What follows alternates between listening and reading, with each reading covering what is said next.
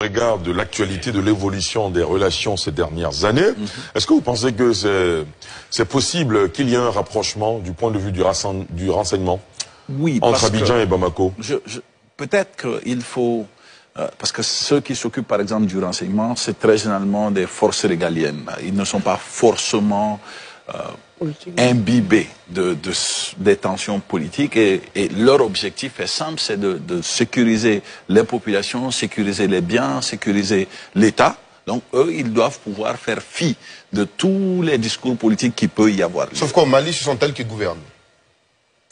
Ça fait quand même quelque chose, mais lorsqu'on est assis dans ce fauteuil, on est décideur maintenant, et ça fait une différence. Mais deuxième chose qu'on peut proposer, c'est aussi, ça je pense que ça va être beaucoup plus challengeant, mais il faut le proposer, c'est d'avoir, des patrouilles mixtes, qu'on puisse penser à ce que peut-être tout ce qui vient du port d'Abidjan à direction de Bamako puisse bénéficier en quelque sorte d'une escorte jusqu'à un certain niveau du territoire malien et que le Mali prenne le relais à un certain niveau, avec le partage de renseignements, avec des patrouilles communes au niveau des frontières. Je pense que ça peut apaiser les choses. Sauf que le danger là reste que, à partir du moment où des militaires ivoiriens prennent ce chemin, la Côte d'Ivoire devient une cible aussi.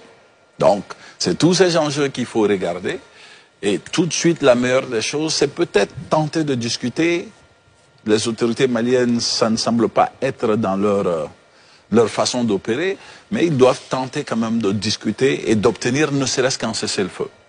Et pendant cette période de cessez-le-feu, réajuster certains mécanismes pour ne plus se faire prendre dans ce type de situation.